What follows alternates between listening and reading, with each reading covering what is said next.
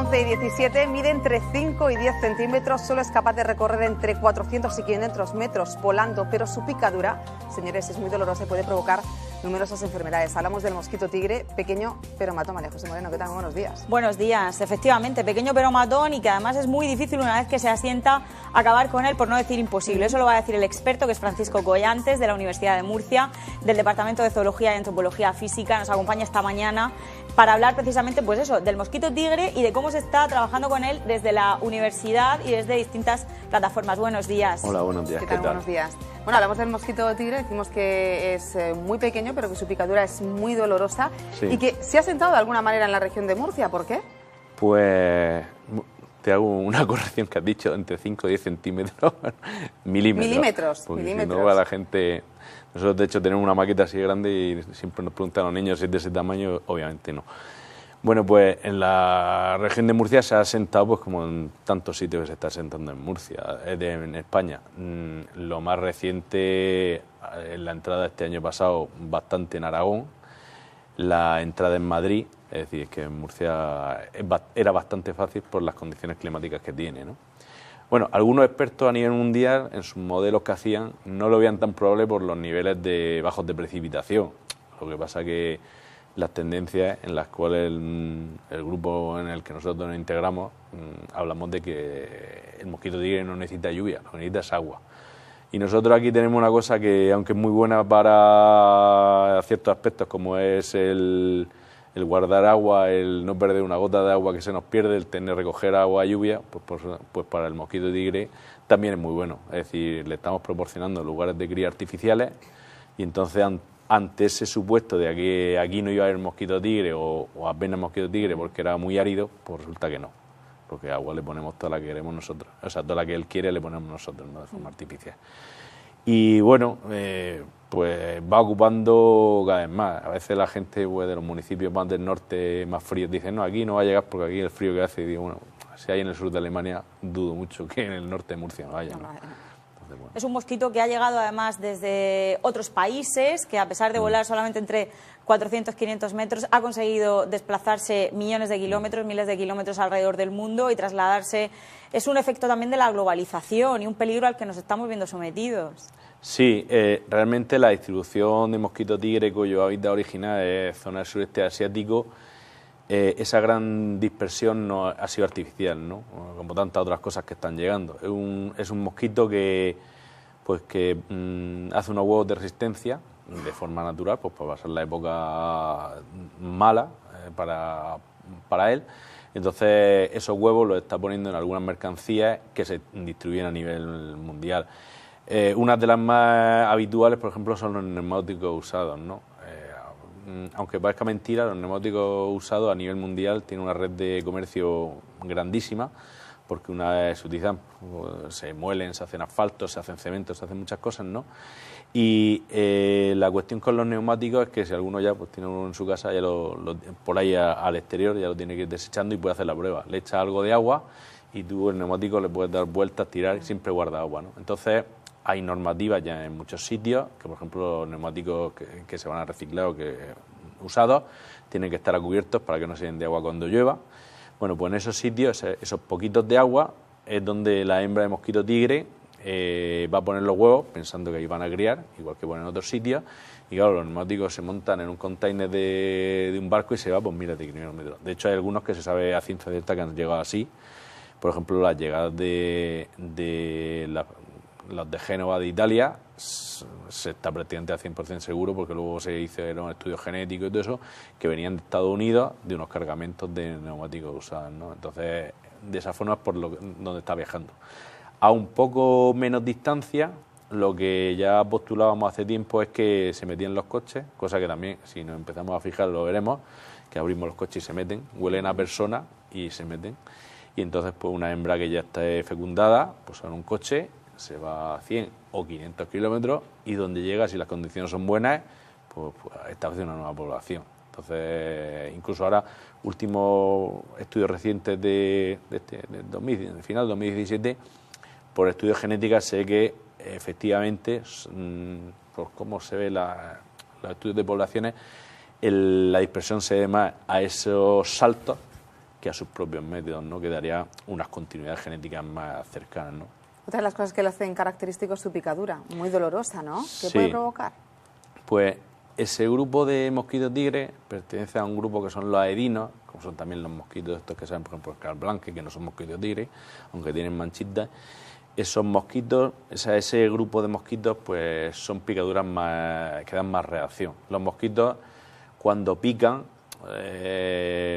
no es lo primero que hacen es meter una saliva, decimos saliva en referencia a las nuestras, porque están ese líquido lo que hace es un anticoagulante, ¿no? Porque si picara y empezara a chupar, pues no se coagularía, no podría chupar bien. También suele tener un anestésico, por eso normalmente no te dura el picar, sino que te dura después. Y esa sustancia hace reacción, ¿no? Entonces, el grupo de los aedinos da más reacción que, por ejemplo, los cules, que es el mosquito más corriente. Y luego también cuando no son propios de aquí, vamos a decir que no estamos acostumbrados a ellos. De hecho, esas picaduras con el tiempo irán siendo menos dolorosas desde el punto de vista estadístico, porque la población se irá acostumbrando más. Entonces, eso tiene un peligro, y es que la gente tiene la sensación de que pican menos, porque tiene menos, pero el problema sanitario, que es el más importante de transmisión de enfermedades, seguirá estando, ¿no? Y pican las hembras, María José, que es lo curioso de todo, ¿no? Pican las hembras y además, como decía, a mí me gustaría hacer hincapié en estas reservas de agua que estaba mencionando Paco hace unos minutos, porque es la forma que tenemos nosotros como ciudadanos de prevenir que se siga expandiendo, evitar tener esos depósitos, pequeños depósitos que no nos damos cuenta, pero en casa pues se nos queda un pequeño charco, se nos queda como decía, una maceta, ¿no? Con un poquito de agua. Todo eso es lo que hay que evitar. Sí, estos mosquitos en su hábitat original criaban en pequeñas cantidades de agua, en oquedades de árboles, bambú, de ese tipo de cosas. Entonces, nosotros estamos creando ese tipo de hábitat que a ellas les gusta para poner sus huevos, ¿no? Entonces, sin darnos cuenta, pues muchas veces somos nosotros los que provocamos la cría, que los primeros afectados somos nosotros, porque si el mosquito sale cría allí y te puede picar aquí, no se va a picar al vecino, obviamente, sobre todo porque tiene, como has dicho, poca capacidad de desplazamiento. Entonces hay muchas cantidades de agua que tenemos que eliminar. Un charco, por ejemplo, como dicen, no suele ser demasiado problema, a lo mejor en una habitación de una depuradora a lo mejor sí, pero no un charco en el suelo, porque si da al sol no suele criar. Pero luego tenemos los platos de las macetas, el cubo que ponemos debajo de un grifo que gotea. O sea, que está en nuestras manos, ¿o sí, no? Sí. En muchos estudios, nosotros queríamos hacer un estudio, pero no ha ido para adelante a nivel nacional, pero en otros, a nivel más local sí lo hemos visto y en muchos sitios se ha visto, que el 80% de los criaderos pueden llegar a estar en propiedades privadas, ¿vale? En el sentido de todo tipo de cacharros que tenemos. Barriles de agua, de lluvia, ¿no? Por ejemplo, en algún sitio nosotros hemos visto que el agua parecía que hervía de tanto que había, ¿no? Entonces, todos esos lugares son lugares propicios. ¿Qué tenemos que hacer? Pues en la medida de lo posible, eliminarlo, eliminar el agua o impedir que llegue, ¿no? O sea, dice, bueno, yo quiero tener un barril de esos de recogida de agua. Pues tienes que poner una mallica que le entre su agua, pero que ni la hembra puede entrar a poner huevos, y si algún huevo pudiera entrar por los orificios de la malla, porque son muy pequeños, luego no puedan salir, ¿no? Se mueren y no consiguen salir.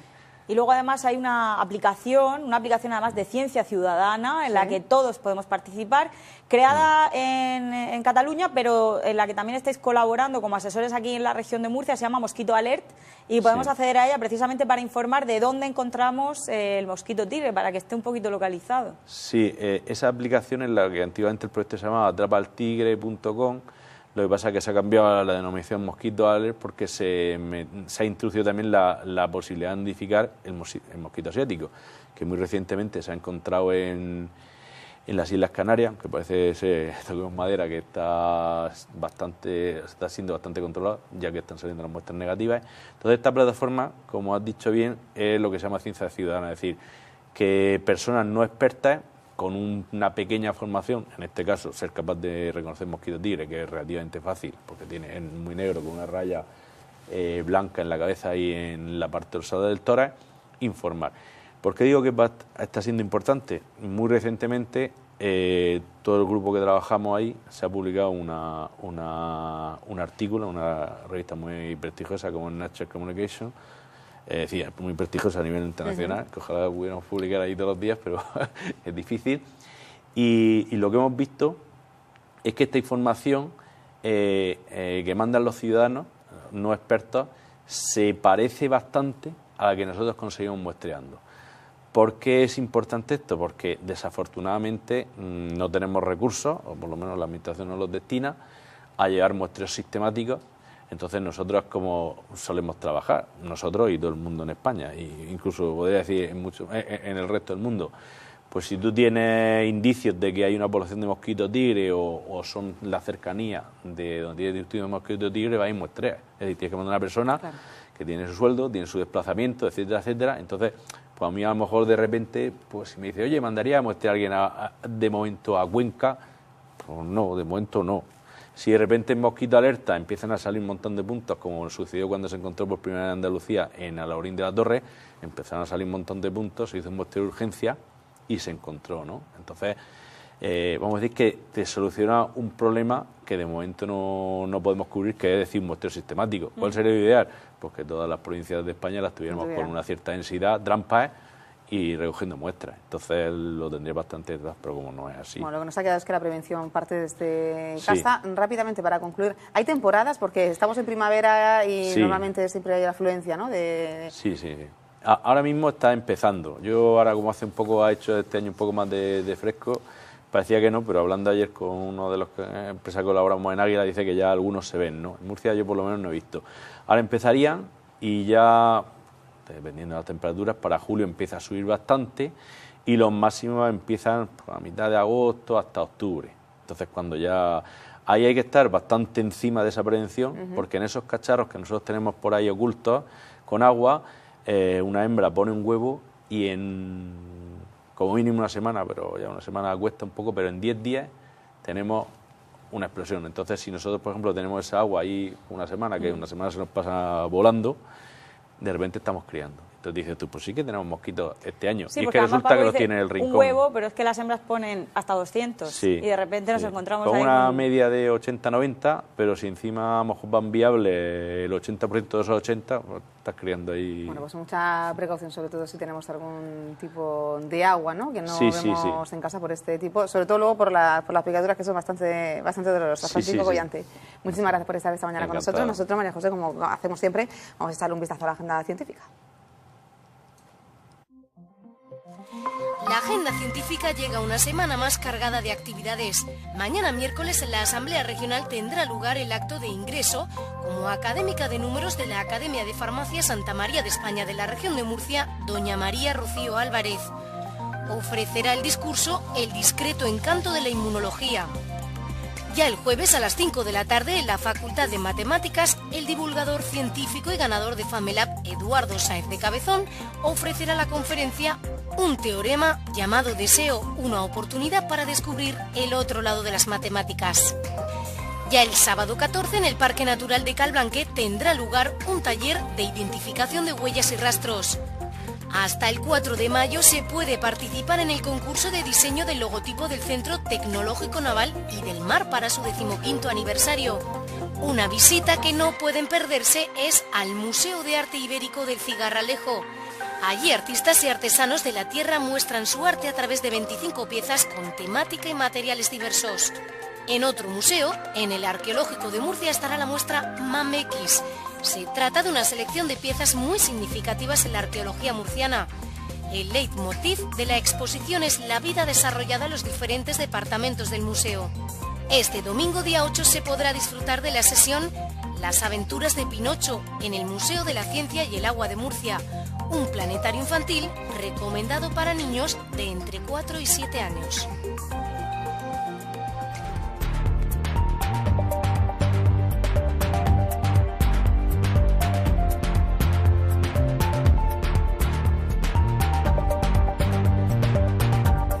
Bueno, y ahora hablamos de cómo la tecnología que se realiza en la región facilita el trabajo de determinados sectores de nuestra tierra, ¿no?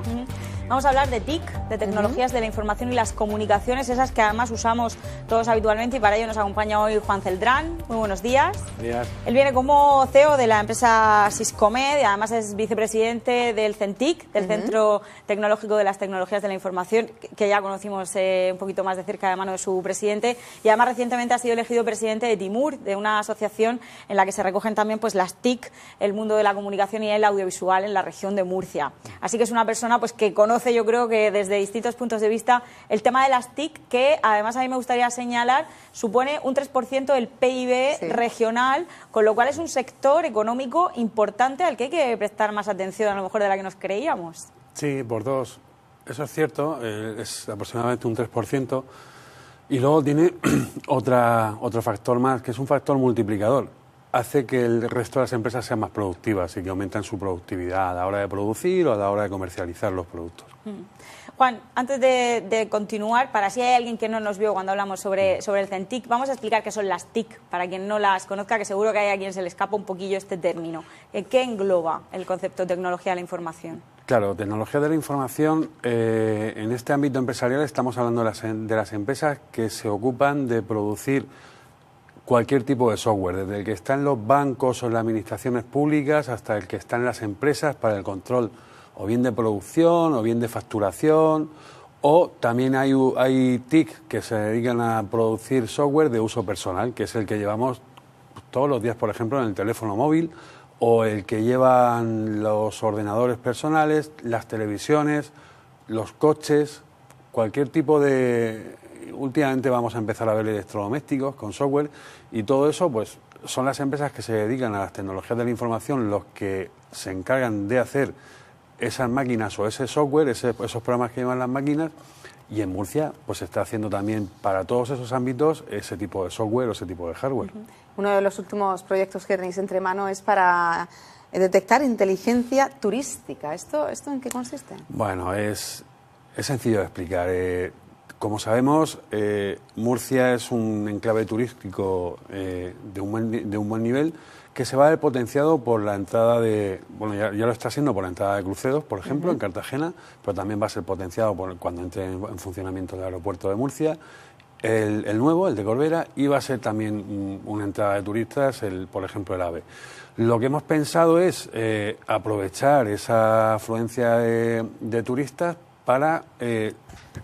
unas empresas murcianas hemos ido a la Unión Europea, a la Comisión Europea, hemos solicitado fondos para hacer este proyecto que voy a hablar ahora y nos lo han concedido. Entonces, el objetivo es coger datos de diferentes fuentes, por ejemplo, fuentes meteorológicas de los sensores que tienen las ciudades instalados o fuentes de las redes sociales de cada uno de lo que nosotros publicamos en Facebook o en Twitter y tal, o lo que publica TripAdvisor, lo que opinan los usuarios en Booking, TripAdvisor, o los datos que ofrecen los ayuntamientos o las instituciones de fuentes públicas, y todo eso agruparlo en una plataforma de tal manera que sepamos cuáles son los movimientos reales de los turistas, para que el comercio, para que las ciudades y para que los establecimientos hoteleros se vean beneficiados por esa información, que es de una resolución mucho más fina que la que tenemos ahora mismo.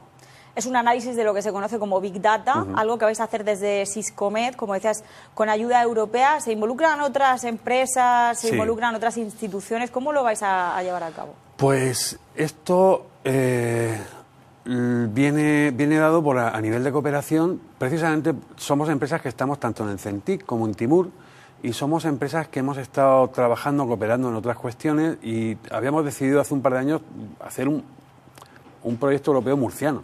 Y bueno, son esas visiones que vas teniendo y se van cumpliendo. Obviamente, CENTIC y Timur son dos plataformas que nos dan la posibilidad de estar reunidos, vernos, conocernos y exponer este tipo de ideas en común, y nos dan herramientas para luego poder financiarlas. Básicamente yo quería hacer hincapié en lo que he comentado antes. Es la visión de varias empresas murcianas y varias instituciones, como la Universidad de Murcia, de hace 2-3 años, la que se produce este resultado y el esfuerzo. Imagino que es un proyecto europeo murciano, pero también con vistas, ¿no?, a que si funciona en la región se pueda exportar a otras comunidades autónomas, ¿no? Eso es exactamente. Vamos a implantar prototipos en algunas ciudades de la región, pulir el funcionamiento de ese prototipo para luego trabajarlo a nivel mundial, claro. ¿Y para cuándo vais a tener resultados o cuándo está previsto que esto empiece a funcionar? Estos proyectos están ya en su fase inicial. Tienen una duración de desarrollo de 3 años, pero como van por fases, pues hay fases que van a poder salir en año y medio a producción, digamos, a poder comercializarlos. El centro tecnológico, el CENTIC, pues ya hablamos de él en otra ocasión, hablamos de los centros tecnológicos como los laboratorios de las empresas en la región de Murcia. En el caso de Timur, ¿cómo trabajáis en favor de las empresas? Bueno, pues en Timur se hizo hace unos años una cosa muy importante, que era agrupar a las empresas de las tecnologías de la comunicación, de la información, comunicaciones, audiovisual, etcétera, agruparlas para que fomentaran ideas y crear el centro tecnológico. Fomentamos, junto con el Instituto de Fomento, la creación del centro tecnológico, que fue de creación posterior a los iniciales, como la conserva, el mueble, el metal y demás.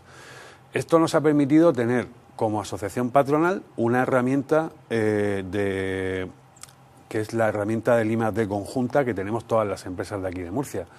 Pues, pero Timur, su objetivo es crear un poco, ir un poco más allá a nivel institucional, la interlocución a nivel institucional. El gobierno regional, por ejemplo, o el gobierno nacional se apoya en nosotros, en los empresarios, para pedirnos opinión, para ver si las iniciativas que están poniendo en marcha, nosotros realmente, las empresas, que somos los que damos los puestos de trabajo, tienen sentido poner esas iniciativas. Y esa interlocución es bueno, fluida, semanal, diaria, y ese es uno de los objetivos de la asociación. Otro es todo el ecosistema de las empresas que empiezan, de las startups, que tengan contacto también con las empresas que hemos conseguido consolidar nuestro proyecto y que sepan su fase inicial y luego pasar a una fase de estabilización del proyecto, hablando y teniendo sinergias y networking con las empresas que ya lo han hecho. Hay potencial, ¿no? En la región, si hablamos de esa fusión entre empresa y tecnología, pero es vital, ¿no? A día de hoy. Sí, es un sector que es muy transversal, está, digamos, presente en todos los sectores productivos de la región y no productivos, y es vital el hecho de que las empresas que empiezan, las pymes, que son muy de la región de Murcia, y las multinacionales que se han implantado aquí en la región, tengan un foro donde poder hablar cada una de sus cosas para poder avanzar. Como vemos, están muy relacionadas todas las instituciones, las empresas en este sector aquí en la región de Murcia, y precisamente Siscomed, la empresa que diriges, es habilitador tecnológico del Instituto de Fomento. A mí me gustaría que nos explicases esta figura, porque es algo... Bueno, pues eso es una idea brillante del Instituto de Fomento, que él nos preguntó si había, al sector en general, preguntó si había interés en esto, le dijimos que sí, y pusieron en marcha la iniciativa. Entonces han catalogado las empresas que habilitamos o que creamos tecnología. Habilitar tecnología es dar la posibilidad a gente que quiera adquirir esa tecnología de implantarla, porque para eso están los profesionales, estamos las empresas y los profesionales. Entonces, el Instituto de Fomento, como digo, preguntó si era viable y era interesante, le dijimos que sí. Entonces, ha catalogado esas empresas de tal manera que cualquier otra empresa de otro sector, de otro tipo de producción, dice, yo quiero ver una empresa que habilite, por ejemplo, tecnología de invernadero. Ahí lo encuentra. Somos un grupo que creo que son 50 o 60 empresas, ha ido creciendo. Y el Instituto de Fomento, aparte de catalogar, lo que está haciendo es fomentar, digamos, sectorialmente ese tipo de empresas. Pues si hay una misión comercial por ejemplo, en la Feria de Berlín estuvimos hace poco, pues de temas de agro, a las empresas que se dedican a habilitar tecnología de temas de agro, les proporciona la facilidad de poder estar en esa feria junto a todos los demás productores. Ese es el trabajo que está haciendo el Info, a mí me parece fantástico.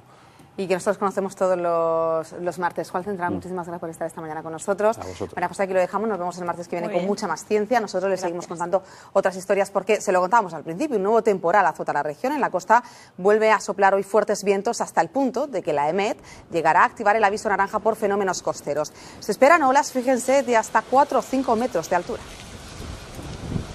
Bueno, en el campo de Cartagena y Mazarrón, el aviso naranja a partir de las 8 de la tarde. Desde ayer se viene notando el viento y el fuerte oleaje.